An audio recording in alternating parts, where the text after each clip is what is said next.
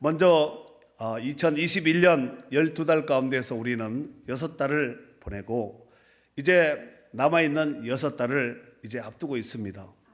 특별히 지난 6개월의 삶을 여러분 어떻게 사셨습니까? 코로나를 포함한 수많은 일들이 있었던 이 여파 속에서 각자의 지나온 형편과 사정은 서로 간에 달랐지만 그 모든 어려움 중에서도 우리를 여기까지 올 수 있게 하신 분은 하나님입니다. 그래서 이 모든 것이 다 하나님의 은혜인 줄로 믿습니다. 그러한 의미에서 박수로 감사함으로 영광 드리도록 하겠습니다. 특별히 오늘 맥주 감사주의를 맞이하여서 그 은혜를 우리 가운데 허락하신 하나님 앞에 감사함으로 영광 돌릴 수 있는 기회가 될 수 있기를 바랍니다. 자, 이제 본문으로 돌아가서 주제에 맞춰서 또 말씀을 중심으로 같이 은혜를 나누도록 하겠습니다. 오늘 본문은 9절서부터 이제 12절에 있는 말씀인데 그 가운데서 10절과 12절에 보면은 지키되라는 단어가 반복되어 있습니다. 이를테면 10절에 지키되라고 기록하고 있는데 10절 내 하나님 여호와 앞에 7절을 지키되 그랬죠. 그 다음에 12절 하반절에 보니까 이 규례를 어떻게 지켜 행할지니라 라고 말씀하고 있습니다. 같은 맥락으로 출애굽기 23장 16절 말씀에 보면은 맥주절을 지키라 이는 내가 수고하여 밭에 뿌린 것에 첫 열매를 거두미니라 라고 말씀하고 있습니다. 여러분도 잘 아시다시피 율법은 총 613가지입니다. 613가지 가운데서 해야 할 것과 하지 말아야 될 것을 이렇게 나눠놓고 있는데 258가지는 하라는 거예요. 또 365가지는 하지 말라. 그래서 도합 613가지가 됩니다. 우리가 신앙생활을 하는 이 신앙의 척도는 하나님께서 하라는 것은 힘써 행하면 됩니다. 크게 아멘. 그리고 반대로 하나님께서 하지 말라 하는 것은 우리가 힘써 하지 않으면 되는 줄 믿습니다. 오늘 본문의 맥주절은 힘써 하라는 얘기예요, 하지 말라는 얘기예요? 지키라는 얘기는 하라는 얘기가 아니겠습니까?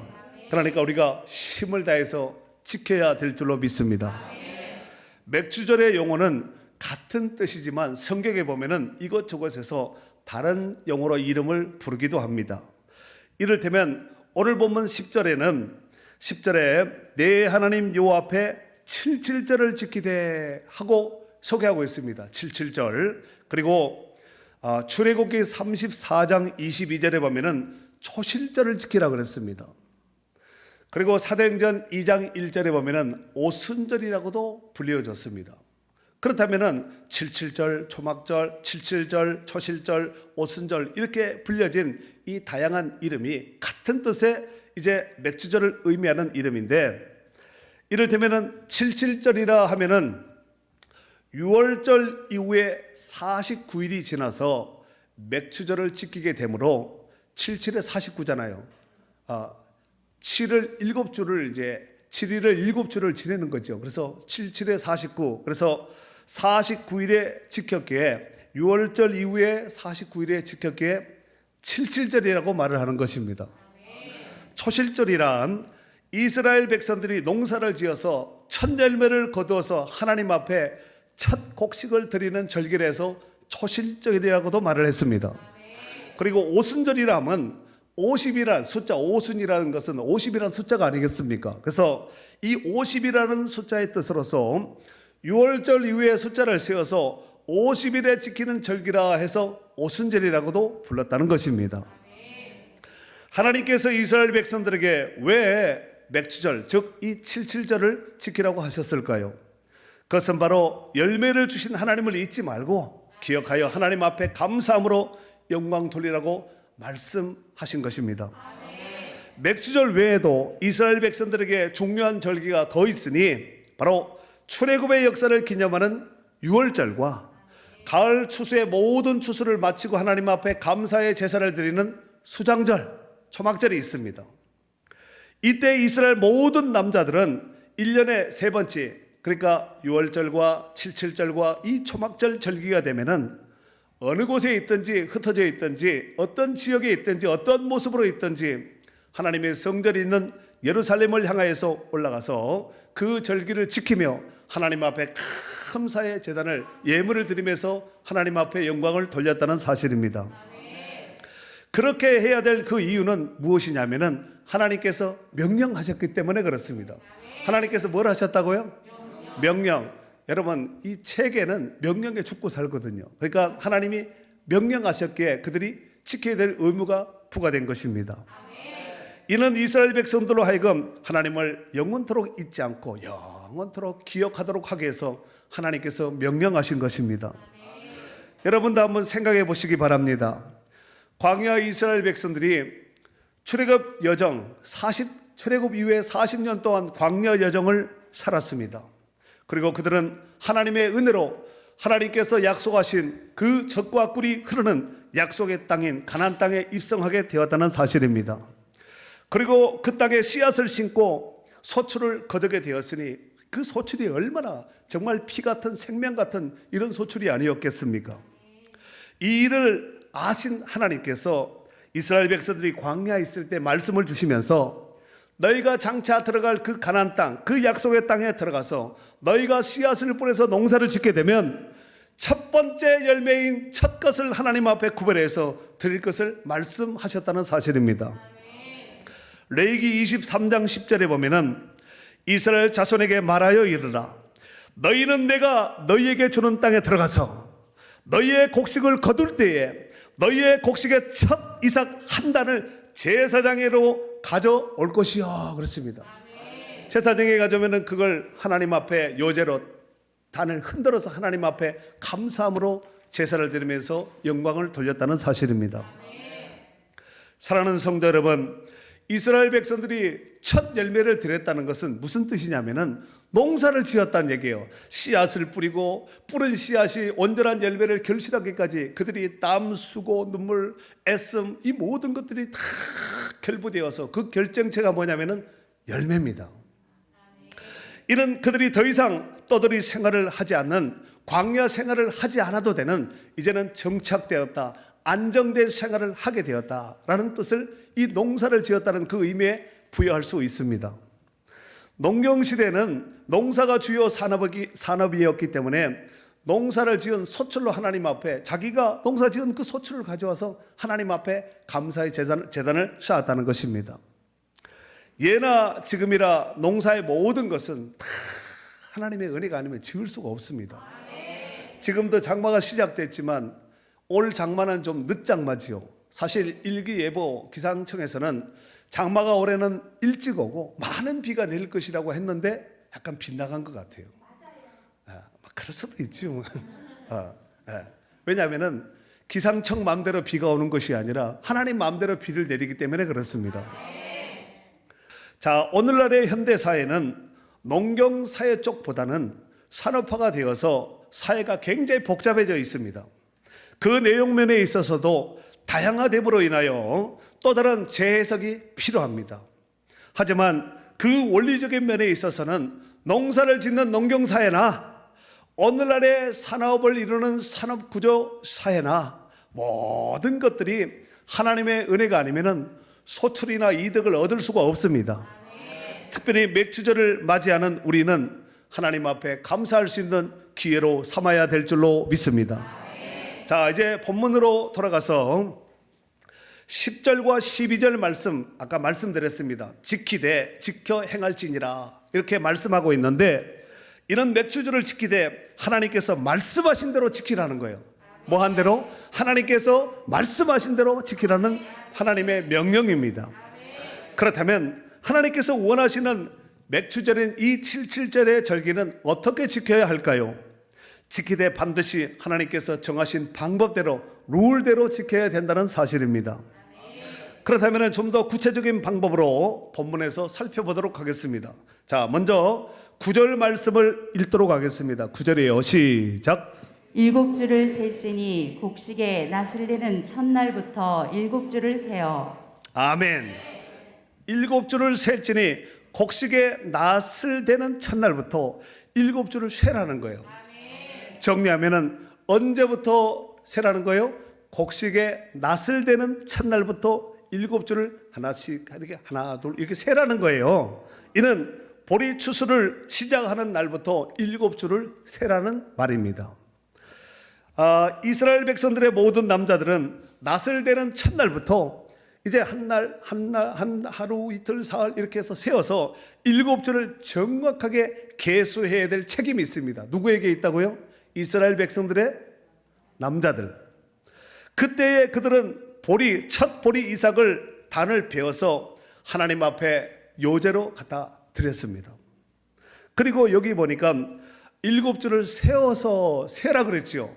이 세어라는 말이 이 사파르라는 단어를 쓰는데 이 뜻은 세다, 자세히 말하다, 이야기하다 이런 뜻을 가지고 있습니다. 그러니까 이 사파르 앞에 여러분 죄송하지만 저를 한번 보셔야 됩니다. 이렇게 생긴 라메드라는 이 지팡인데 이렇게 생긴 히브리 글자가 있습니다. 꼭 이렇게 하면은 니은자에다가 이렇게 꺾은 거거든요. 그래서 지팡이, 교훈, 가르치다 이런 뜻을 가지고 있습니다. 요 라메드라는 글씨가. 그런데 요게 앞에 사파르 앞에 있을 때는 무엇을 위하여 이런 뜻을 가지고 있는데 다시 말해서 이스라엘 백성들의 칭찬을 위하여 자세히 말하고 세워보라는 의미입니다. 그러니까 이스라엘 백성들의 남자들은 하나님께서 주신 이 곡식에서 낫을 대는 그 첫날서부터 그들이 세워보라고 말씀하지 않았습니까? 세는 거예요. 그러니까 이 날짜를 세우면서 하나님께서 주신 은혜도 세고 하나님께서 주신 축복도 일일이 나름대로 하나님께서 그때 비를 주셔서 우리가 농사를 지을 수가 있었지.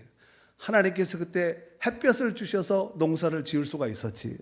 하나님께서 그때 바람을 주셨기 때문에 우리가 이렇게 농사를 지어서 소출할 수 있었지 하면서 지난 날을 헤아려서 세워보지 않겠습니까? 단순히 세다는 이 숫자적인 셈만 있는 것이 아니라 하나님의 은혜를 그때 이제 헤아려 보는 것입니다. 아멘이지요. 자, 그렇다면은 그들이 세어 보여야 할 것이 있는데 무엇일까요? 그들의 선조인 이스라엘 백성들의 출애굽 여정 시에 그들이 어떻게 출애굽을 하게 되었는지, 그들의 선조가 어떻게 어떤 과정, 어떤 루트를 통해서 출애굽하게 되었는지, 그리고 광야 40년 여정을 살고 가나안 땅에 어떻게 들어오게 되었는지 헤아려 보면서 하나님의 은혜를 잊지 말고 기억하라고 말씀하고 있는 것입니다. 자, 12절 말씀을 다 같이 한번 읽도록 하겠습니다. 너는 시작. 너는 애굽에서 종되었던 것을 기억하고 이 규례를 지켜 행할지니라. 아멘. 너는 애굽에서 종되었던 것을 뭐 하라고요? 기억하라는 거, 잊지 말라는 얘기입니다. 왜요? 하나님이 다 하신 하나님의 은혜이기 때문에 그렇습니다. 이스라엘 백성들이 추수 때 날짜를 하나씩 한 날씩 세워가면서 절기를 정확하게 지켰듯이 우리도 하나님께서 복 주신 것을 오늘 같은 이 추수 감사 주일에는, 맥주 감사 주일에는 한번 헤아려 보면서 하나님 앞에 감사하는 기회로 삼아야 될 줄로 믿습니다. 저는 오늘 이 맥주절을 맞이하는 저와 여러분이 이러한 감사의 절기요, 하나님께 영광 돌리시는 기회가 될 수 있기를 바랍니다. 자, 오늘 10절 말씀에 보면은, 자, 10절 말씀을 다 같이 한번 읽도록 하겠습니다. 10절이에요. 시작. 내 하나님 여호와 앞에 77절을 지키되 내 하나님 여호와께서 내게 복을 주신 대로 내 힘을 헤아려 자원하는 예물을 드리고. 아멘.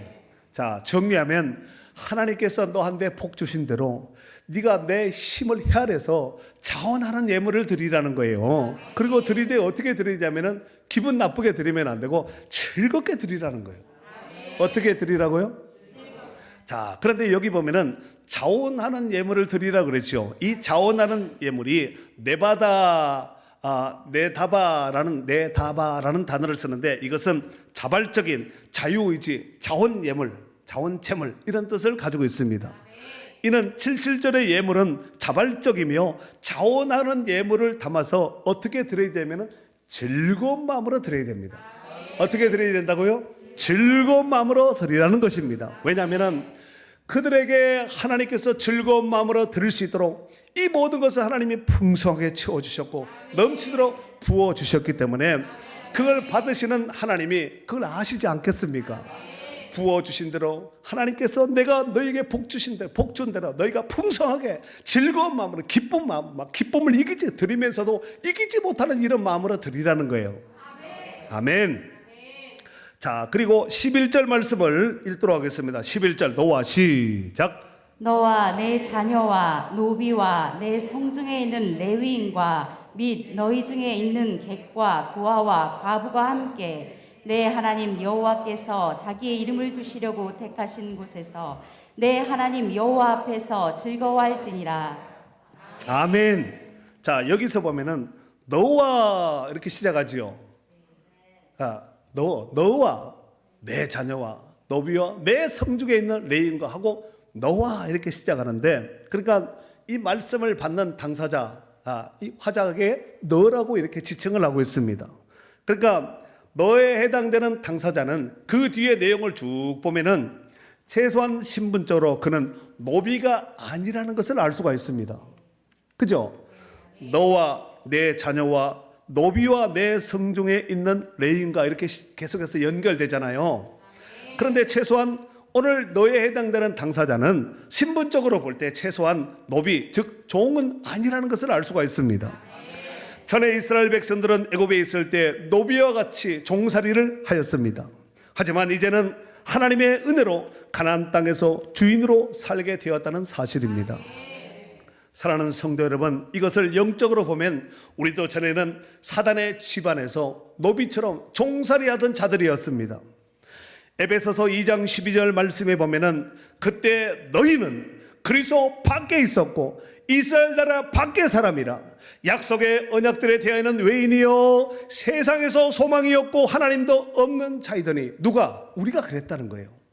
하지만 긍휼이 풍성하신 하나님의 은혜로 예수 믿고 구원받아 하나님의 자녀가 되었으며 하나님 나라에 거룩한 백성이 된 줄로 믿습니다. 그래서 에베소서 2장 13절에 보면은 이제는 전에 멀리 있던 너희가 그리스도 안에서 그리스도의 피로 가까워졌느니라고 그랬습니다. 전에는 우리가 멀리 있었다는 거예요. 멀리 하나님을 떠나서 하나님과의 원수되고 등지고 살았던 이런 인생이었는데 이제는 그리스도 예수 안에서 그의 피로 말미암아 죄사함 받고 하나님의 은혜로 하나님과 가까이하며 동행하는 자가 된 줄로 믿습니다. 갈라디아서 4장 7절 말씀에는 그러므로 내가 이후로는 종이 아니요 아들이니 아들이면 하나님으로 말미암아 유업을 입을 자니라 그랬습니다. 이제는 종이 아니라는 거예요. 이제는 뭐라고요? 아들이에요. 아들이니 아들이면 하나님으로 말미암아 하나님으로부터 하늘 유업을 이을 자가 되었다는 사실입니다. 아멘. 자, 11절 말씀에 77절을 지키되 너와 내 자녀와 노비와 내 성중에 있는 레인과 객과 고아와 가부가 어떻게? 함께 하나님이 택하신 곳에서 즐겁게 하나님 앞에 지키라는 것입니다. 그렇습니다. 하나님 나라의 공동체 안에 속한 자들은 남녀노소 지고아를 막론하고 절기 안에 같은 즐거움을 누려야 될 줄로 믿습니다. 이러건대 구약 이스라엘 백성들은 장차 구원자로 오실 예수 그리스도 안에서 누려질 복을 77절의 절기를 통해서 미리 맛보고 누리고 있는 것입니다. 갈라디아서 3장 28절 말씀에 보면은 너희는 유대인이나 헬라인이나 종이나 자유인이나 남자나 여자나 다 그리스도 예수 안에서 하나니라는 거예요. 어떤 상황, 어떤 신분이나 그리스도 예수 안에서는 뭐라고요? 하나. 골로새서 3장 11절에 보면은 거기에는 헬라인이나 유대인이나 할레파나 무할레파나 야만인이나 수구디아인이나 종이나 자유인이 차별이 있을 수 없나니. 그래요. 차별이 없다는 거예요. 감사하지요. 여기서 또 중요한 것이 있습니다. 이 77절의 절기를 지키되 반드시 하나님이 택하신 곳에서 지켜야 됩니다. 내 편하다 가고 내가 집에서 지키겠다, 출장 가서 호텔 가서 여행 가서 지키겠다. 아니, 여행 갔다가도 돌아와야 됩니다. 디아스포라라고 들어보셨습니까? 유대인이지만 해외에 나가 있는, 외국에 나가 사는 이런 사람들을 얘기하는 것입니다. 그때에 이런 절기가 되면은 그들도 돌아와야 되는 거예요. 그런데 근처에 있는데도 교회 안 나오고 근처에 있는데도 하나님 앞에 나오지 않고 이렇게 된다면 어떻게 될까요? 알아서 하시면 돼. 그리고 여기 보면은 택하신 곳에서, 하나님이 택하신 곳에서, 하나님이 정해놓은 곳에서 와서 지키라는 거예요. 그래서 택하신 이 단어가 바하르라는 단어를 쓰는데 선택하다, 결정하다, 결심하다, 좋아하다, 즐거워하다 이런 뜻을 가지고 있습니다. 이스라엘 백성들은 하나님께서 결심하고 선택하여 세운 백성입니다. 그냥 세운 백성이 아니라 하나님이 결심하여, 하나님이 선택하여 세운 백성이라는 거예요. 그들에게는 특별히 하나님을 구별되이 잘 섬기라고 성전을 주시고 율법을, 말씀을 주셨습니다. 성전은 하나님의 법궤가 안착된 곳으로서 하나님의 임재를 상징하는 곳입니다. 이스라엘 백성들에게 있어서 그들의 생명같이 중요하게 여기는 것이 바로 성전이요 율법입니다. 그러므로 성전은 아무나 출입할 수 있는 곳은 아니었습니다. 한번 들어가 보고 싶다고 이렇게 해서 들어갈 곳이 아니라는 것입니다. 오직 하나님의 자녀들만이, 하나님께로부터 선택받은 자들만이 들어갈 수 있는 곳이 바로 성전이었습니다. 오늘날 이 복된 영적의 7.7절의 은혜를 부활의 첫 열매가 되시는 예수 그리스도 안에서 구원받은 성도들이 누리게 되었다는 사실을 잊지 말고 감사함으로 하나님께 영광 돌릴 수 있는 기회가 되어야 될 줄로 믿습니다. 어떤 성도가 중병으로 병원에 입원하게 되었습니다. 그래서 교회에서 이제 신방을 가게 되었는데, 이제 신방 가서 예배를 드리면서 이제 찬송도 하고 이제 기도도 하는 거지요. 그런데 그 신방을 받는 그 성도가 그때의 예배 중에 환상이 열려버린 거예요. 마귀가 나타나서 찬송도 같이 하더라는 거예요. 기도도 같이 하더라는 거예요. 그 마귀가 같이 막 찬송도 하고 기도도 같이 따라 하더라는 것입니다. 그런데 잠시 후에 감사 기도하는데 감사는 마귀가 따라하지 못했다는 것입니다. 그래서 이 성도가 깨닫고, 아, 그렇구나. 마귀가 다른 것은 흉내를 내는데 감사는 못하는구나, 이렇게 생각을 하고 자꾸 하나님 앞에 감사합니다, 감사합니다, 감사했더니 병이 치료돼서 몸이 회복되었다는 것입니다. 시편 50편 23절에 보면은 감사로 제사를 드리는 자가 나를 영화롭게 하나니 그의 행위를 옳게 하는 자에게 내가 하나님의 구원을 보이리라 그랬어요. 감사하는 자들에게, 감사하는 자들을 통해 하나님 영광 받으시고 그 감사하는 자들에게 하나님의 구원을, 하나님의 영광을 보게 하실 줄로 믿습니다. 오늘 77절의 절기인 이 맥추절을 기하여서 2021년 정말 많은 일들도 있었고, 코로나로 인해서 날마다 뉴스 텔레비 틀면은 뉴스 속에서 오늘은 확진자가 몇 명인가, 마스크를 언제 보냐, 백신은 몇 살 때부터, 또 몇 명 집합금지는 몇 명인가, 어디는 가야 되나 말아야 되나, 이런 것에 관심을 두면서 마음 졸이면서 아마 전반기를 보냈으리라 생각됩니다. 물론 하반기에도 크게 자유롭지는 못하겠지만 전반기보다는 조금 완화되지 않겠나 싶습니다. 아무튼 전반기를 살게 해주신 하나님 앞에 감사하고 남은 6개월의 삶도 주 안에서 감사함으로 승리하시는 축복된 저와 여러분이 될 수 있기를 주의 이름으로 축원합니다. 축원합니다.